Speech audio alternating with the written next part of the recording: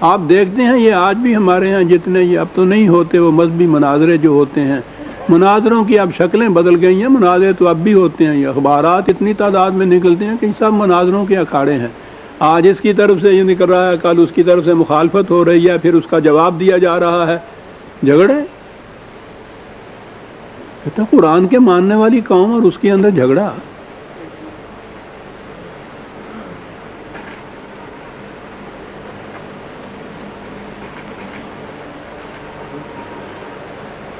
جھگڑتے ہیں اور قیاس آرائیاں کرتے ہیں، اٹکلیں دوڑاتے ہیں، کوئی دلیل نہیں پیش کرتے، کوئی علمی سند نہیں پیش کرتے، کوئی اتھارٹی پیش نہیں کرتے۔ اتنی سی چیز صاحب کہ اسلام نے یہ کہا ہے جناب، ارے کوئی بتاؤ تو صحیح۔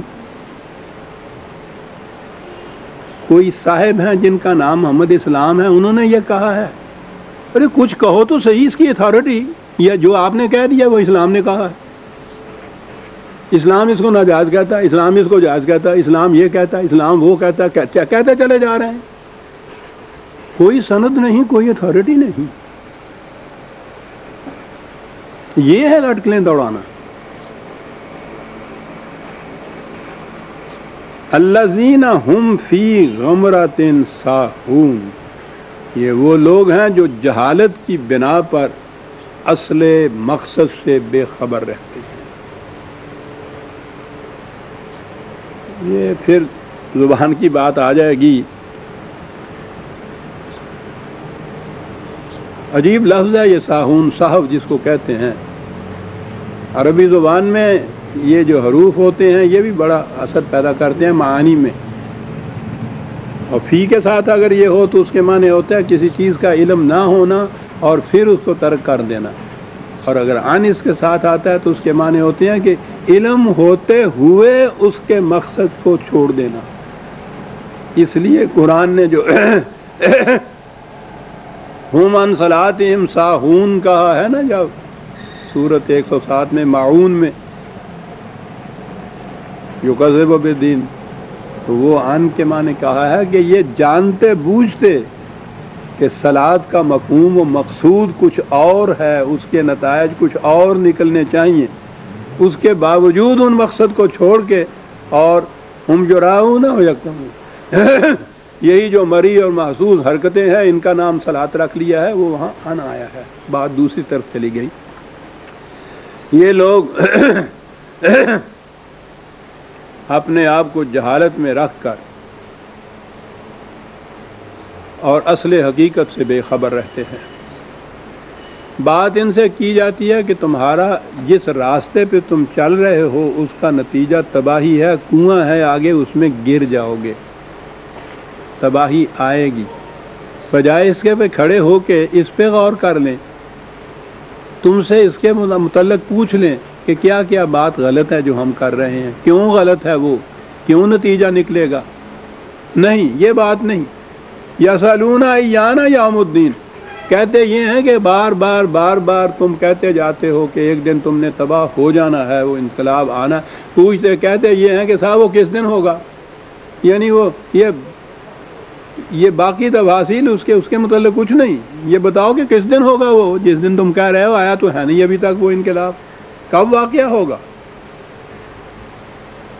کہتا ہے وہ جو آئے گا تو وہ 29 کا چاند نہیں ہے جس کی خوشی تمہیں ہوگی،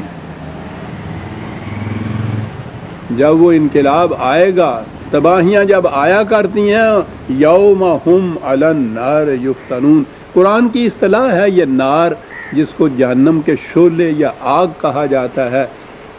سب سے زیادہ تباہی لانے والی چیز کیونکہ نار اور آگ ہی ہے، اور جنگ کے لیے یہ لفظ استعمال ہوتا ہے عربی زبان میں، اس لیے ان تباہیوں کے اندر جو بھنتا ہے انسان، جگر سوختہ جسے ہم کہتے ہیں، ان معنوں میں آتا ہے یہ کہ اس دن تو یہ کیفیت ہوگی اور تم اس کے لیے جلدی مچا رہے ہو کہ وہ آتا کیوں نہیں ہے، کہاں آئے گا جلدی بتاؤ۔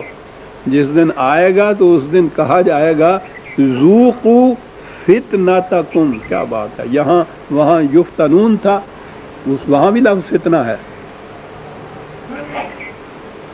کہا جائے گا کہ لو اب وہ جو تم نے خود اپنے لیے آگ بھڑکائی تھی، اس کا مزہ چکھو۔ فتنتکم، تمہارا اپنا برپا کیا ہوا فتنہ، فتنہ بھٹی کو کہتے ہیں، آگ بڑکائی ہوئی، اب اس کا مزہ چکھو۔ اور اس وقت کہا جائے گا ھذا الذی کنتم بہ تستعجلون، یہ ہے وہ انقلاب کا دن جس کے لیے تم بڑی جلدی مچایا کرتے تھے کہ آتا کیوں نہیں ہے، لاتے کیوں نہیں ہوں، دیکھ لیا تم نے جب یہ آیا، پھر اتنی خوشگواریوں کا پیغام لایا تمہارے واسطے۔ یہی کہتے تھے کہ نہ مانگو اس کے لیے دعائیں، نہ مچاؤ جلدی اس کے لیے، تمہارا اپنا فتنہ، تمہاری وہ تعذیب اپنے ہاتھوں سے آپ ہی خودکشی کرے گی، جو کہا قرآن اقبال نے، فتنتکم ھذا الذی کنتم بہ تستعجلون، یہ ہے جس کے لیے جلدی مچایا کرتے تھے۔ ان المتقین فی جنات وعیون، اور اس کے مقابلے میں یہ دوسری جماعتیں جو اس حق کا نظام لے کر اٹھی ہیں، اتنی مصیبتیں مشقتیں برداشت کر رہی ہیں، انجام کار جب وہ صحیح نظام قائم ہوگا تو وہ پھر ان کے ہاں اصطلاحات تھیں، گھنے سائے والے باغ، صاف ستھرا شیریں پانی، اس کے چشمے۔ عرب کی سرزمین میں آپ آج بھی جائیے تو پتہ چلتا ہے کہ واقعی یہ چیزیں ان کو کہنے کی تھی، ان چیزوں سے وہ سمجھ سکتے تھے کہ کیا بات ملے گی۔ ان کے ہاں صاف شفاف میٹھے شیریں پانی کا ایک کٹورا پوچھو نہیں کیا معنی رکھتا تھا۔ وہ معلوم ہے وہ بدو لے کے گیا تھا ہارون رشید کے پاس تحفہ، وہ مٹکی تھی اس میں کچھ تھا، کہنے کے کیا لائے، کہنے لگے کہ ایسا چشمے کا پانی ہم نے کبھی نہیں دیکھا تھا، جی نہ چاہا کہ ہم خود پی جائیں اور آپ کو معلوم رکھے، اور میں لے کے آیا ہوں 200 میل سے، پتہ نہیں لے کے آیا تھا چشمے کا صاف چشمے کا پانی۔ ان کے لیے کیفیت یہ تھی۔ قرآن اسی قسم کی مثالیں دے کے ان کو سمجھاتا ہے۔ آخذین ما آتاہم ربہم، جو کچھ بھی عطا ہوگا ان کے خدا کی طرف سے وہ جھولیاں بھر بھر کے اس کو لیں گے، اس لیے کہ انہم کانوا قبل ذالک محسنین، اس لیے کہ اس سے پیشتر انہوں نے بڑی حسن کارانہ زندگی بسر کی تھی۔ میں نے عرض کیا ہے پہلے بھی کہ یہ محسن کا لفظ یہ نہیں کہ احسان کرنے والے، ہمارے مفہوم میں تو وہ جو احسان والی بات ہے وہ تو پوچھو ہی نہیں، ساری عمر دوسرے کے سر پہ چڑھا رہتا ہے، ایک دفعہ اس پہ احسان کر کے۔ اس کے معنی ہوتا ہے کسی کی کمی کو دور کر کے اس کا توازن برقرار رکھ دینا۔ مومن انفرادی طور پہ یا اجتماعی طور پہ ان کے نظام کا مقصد یہ ہے کہ کسی کی کمی جو واقع ہو گئی ہے اس کو پورا کر کے اس کو پاؤں پہ کھڑا کر دیا جائے، اس کا توازن برقرار کر دیا جائے، اسے کہتے ہیں احسان، اور ایسا کرنے والوں کو کہتے ہیں محسنین۔ یہ وہ تھے کہ جن کی اپنی زندگی اپنی ذات بھی اعتدال اور توازن بردوش تھی، اور یہ ان کا فریضہ بھی یہ تھا کہ جس کا توازن بگڑ رہا ہو اس کا توازن کو صحیح کر دیا جائے۔ اس کی وجہ سے یہ ان کو نظام ملا ہے جس میں یہ جنت اور عیون ملے ہیں۔ ان کی کیفیت یہ تھی، دو ایک چیزیں اس میں یہ کہی گئی ہیں ان کی۔ مومنین کی خصوصیات تو قرآن بھرا پڑا ہے، یہاں دو باتیں بڑی اہم ہیں۔ کانوا قلیلا من اللیل ما یہجعون، یہ تفصیل تفصیل ہے، یہ راتوں کو بہت کم سوتے تھے۔